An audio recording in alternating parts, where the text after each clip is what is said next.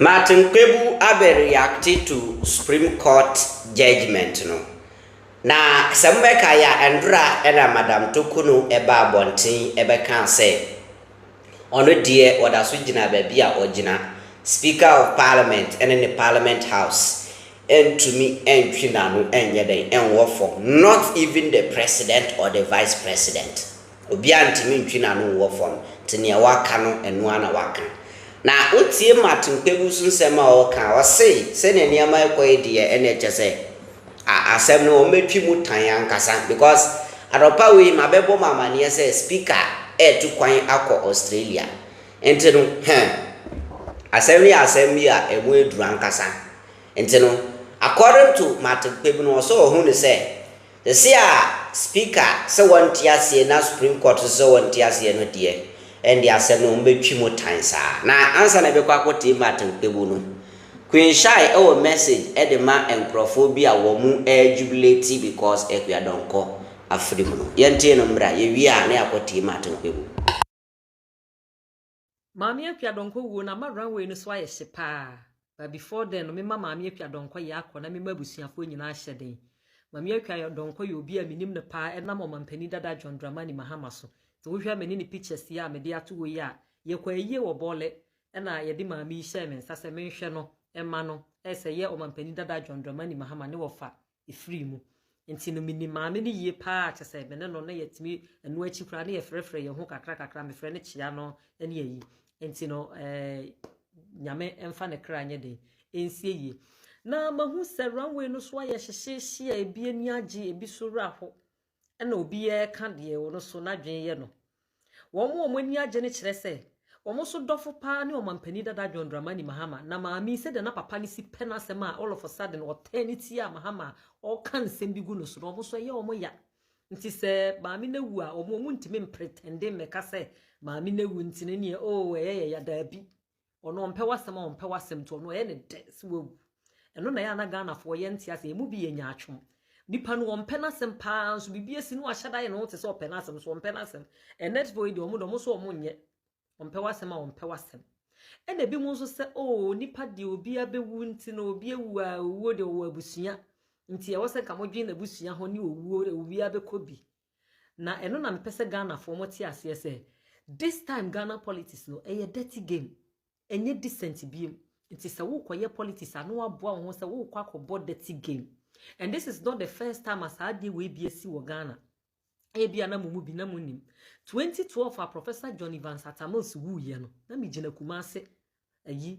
new plan station amefa VIP aba Accra yeti pin pompin pamanfo obogi so ye dede adan ya yese Atamils wu Kumase fo bo se mankrofo ani gye but that na social media ni wonti mumu bebre man enti ne die esi no enye me nwanwa ena enya de foforo nti mamo nka se politics na mankrofo eyesa eyade e wo ho dada sa two parties ni sa na omote even 2016 kra ye to abawie ye no enkrofo de da omampani dada John Dramani Mahama ebo apata mabusua pani ti ase tutuntum angusu me ye didua tompa so adeda ne se ye nipa ye mote ase so obi ti ase ne ye de bibia represent no eku na ye na yi enye yizo enti sa no ma we na esi no enye enya de foforo ebia these people no they cannot pretend and you say but they are just expressing their feelings enti yenya is ade no yenya obia na obia anye de oye what you say na ye nyina no ye mompa ye hwe se de nyame ede maame no ekra be hye baabi papa ma ye ne etuma pe no kra bre na afi etima ma kwan am ye nyina ye den yakwa akoto yaba on the 7th December enu ne hia but me pese bi bisa se Ghana de obi wu ayeso obi na aku ne se Mami Akuah Donkoh kra be ka se Mahama na aku Atamils enti se si ayi a Mami Akuah Donkoh awi hu na aku no because na nsen enche na chama wuntumi aba be ka bibi se omo betimi ama NDC fo afri number 8 ho aba 7 anase 6 nti Akuah Donkoh akoyi wo aba 7 nti aka nipa ba akọ no so be kwa ama wo aba 6 ene na ese Kofi Akwalu he sa wo ye ready ati ase because chama wuntumi aka wo say this particular MPP we no omo ye killing machine bibi bi o meye bi o mewe ne election no omo beye Mami Akuah Donkoh so de no ho akwakobo omo ne bayi Kofi Adomako interview no wo se na ne maami complain se ne yem ye ne ya on complain ni yem da no ntimi nja na wontumi ndwonso doctor for so said no home na na nsisi so nti esi a which is which eye home na aku maame na na se enyem na ye ne ya na ne ba ne kan na aku no we ye behwehwe mu se se ade obi wu anye nipa ne na awu nye nyame na aku no eye obi na aku no enti se Akuah Donkoh nso wu di a enye behwehwe mu ba ne nyina mu ne ema. All right, enti yenti matum Kpebu mbra. In a crisis because there is a kind of, let's say, disagreement between two arms of government. That is to say, the speaker as head of the legislature doesn't agree with the decisions of the Supreme Court taken on the 18th of October, right? But today, from this decision, you can see the import of it is that the Supreme Court is saying that its decision was lawful and so it will remain the same. So you can see that this crisis is not coming to an end. It's a crisis because, you know, the speaker adjourned Parliament indefinitely, right? Yes, because he said there were consultations to be made, etc. So to the extent that this decision is reiterating, that's reaffirming what the earlier Supreme Court decision of 18th October, then it appears that we are not out of the woods yet. We are not out. I mean, at least logically on paper, because this is to say that the speaker is wrong. And Mr. Bagbin doesn't look like somebody who would take this line down. So it means that we would expect more fireworks from Speaker Bagbin. Mr. Dami also raised the issue about the first defendant not being even qualified to be in the court in the first place. What have you got to say about that? That was a very laughable argument, to be very honest with you. I was shocked that the Attorney General was making that point. Listen, let's be very clear. Cut to the chase. This is a case that is highly political, okay? It's the nature of it that 4 seats were declared vacant by the Speaker, and by that, it means that the Attorney General's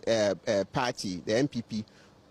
were made minority, and they are in government, so it was going to give them a lot of headache. So the Attorney General's submission that the Speaker of Parliament should not be heard, and that the Attorney General should be made to speak for Parliament. That's to say the Speaker is not an appropriate defendant. Only the Attorney General could defend the suit. It's very laughable. I mean, I have to, and I use the word laughable because I think Mr. Dami has to be told very clearly that he's not the only lawyer in Ghana.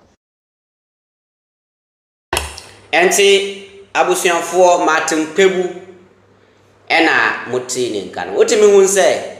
to be honest, this Parliament issue no very tough because say judiciary nature wo mutumi so a legislature so led by Bagbin so den to me constitution na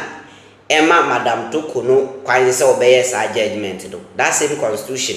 and Emma Bagbin kwan say obey declare seat in vacant. So we are all here to see, we are waiting to see what is going to happen. Na say Madam Tokono per se it has a Nemran and Yajum, one co Parliament, only way Bagbin no one tenacity and foresee Lord and Yajumo. I think that would be the best because as of now, no, I don't think say they can do any other thing apart from that. And no. Martin Kpebu na mutini nkano. Chirawaji.